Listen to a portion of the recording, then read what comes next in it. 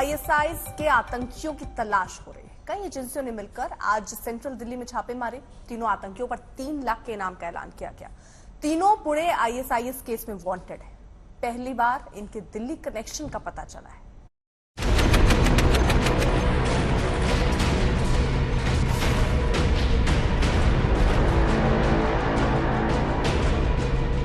दुनिया का सबसे खतरनाक आतंकी संगठन भारत में जड़ें जमाने की कोशिश में देश के कुछ हिस्सों में आईएसआईएस ने अपने स्लीपर सेल और मॉड्यूल तैयार किए हैं, लेकिन नेशनल इन्वेस्टिगेशन एजेंसी यानी एनआईए की पैनी नजर आईएसआईएस के मॉड्यूल पर है। हाल में पकड़े गए आईएसआईएस के पुणे मॉड्यूल पर अब एनआईए ने शिकंजा कस दिया है। लगातार छापे मारे जा रहे हैं। अब इस मॉड्यूल का दिल्ली कनेक्शन पता चला है। ये है वो आईएसआईएस के संदिग्ध जो पुणे मॉड्यूल से जुड़े हैं और जिन पर 3-3 लाख के इनाम का ऐलान किया गया है।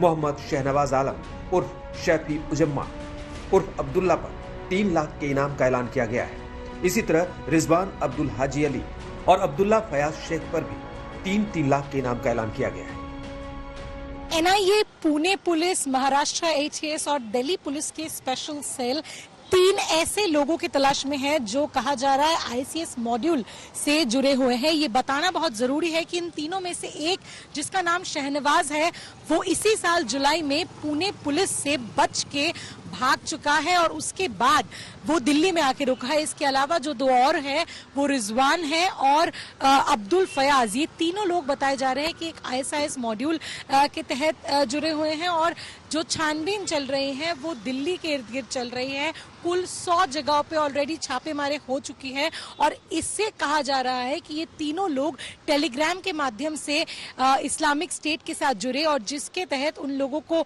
ये बताया गया कि जगह जगह पे वो टेरर स्ट्राइक करे। फिलहाल एनआईए से लेके दिल्ली पुलिस तमाम एजेंसियां जुट चुकी है इन्हें गिरफ्तार करने के लिए और जो कहा जा रहा है कि बहुत जल्द ये गिरफ्तार हो जाएंगे। तीनों संदिग्ध टेलीग्राम के जरिए आईएसआईएस से संपर्क में थे और इनमें से रिजवान और अब्दुल्ला फयाज मध्य दिल्ली के दरियागंज में रह रहे थे।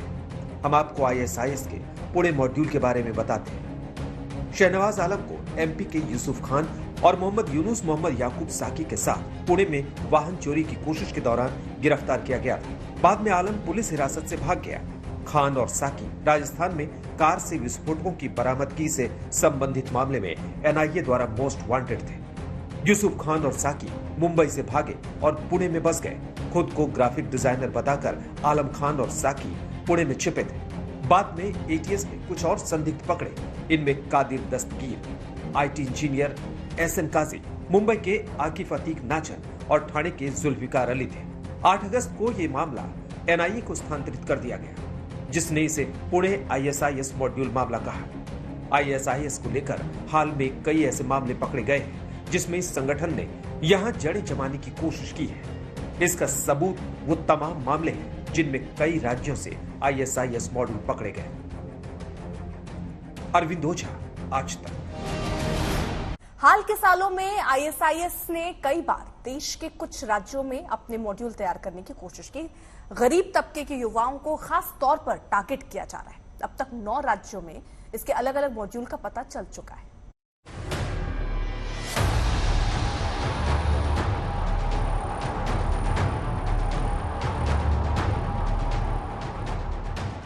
ये है उन आतंकी कैंपों और सबसे खूंखार आतंकी संगठन आईएसआईएस के ट्रेनिंग कैंपों की तस्वीरें, जिसने दुनिया के कुछ मुल्कों में दहशत का तांडव मचाने के बाद भारत पर भी निगाहें गड़ाई है। भारत में जिस तरह एक के बाद एक आईएसआईएस मॉड्यूल पकड़े जा रहे हैं, उससे साफ है कि इराक और सीरिया में जड़ें जमाने वाला ये खूंखार आतंकी संगठन भारत में भी युवाओं को गुमराह करने की पूरी कोशिश कर रहा है। साजिश का ये सिलसिला काफी पुराना है।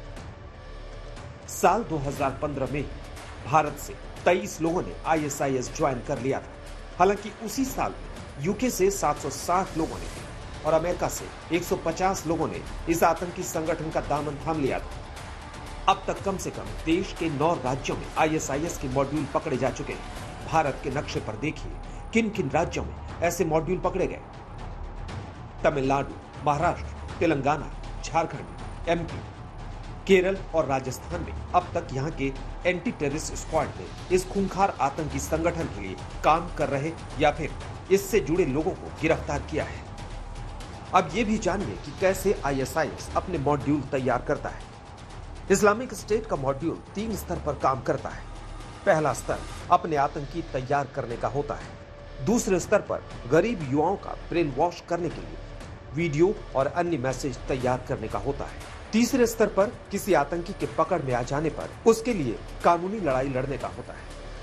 एक बार आईएसआईएस के संपर्क में आने के बाद गुमराह लोग दूसरे युवाओं को टारगेट करते हैं। इसके लिए धार्मिक उपदेश के बहाने धर्मस्थलों के भीतर बैठक की जाती है। ज्यादातर गरीब तबके के युवाओं को टारगेट बनाया जाता है। आज तक ब्यूरो।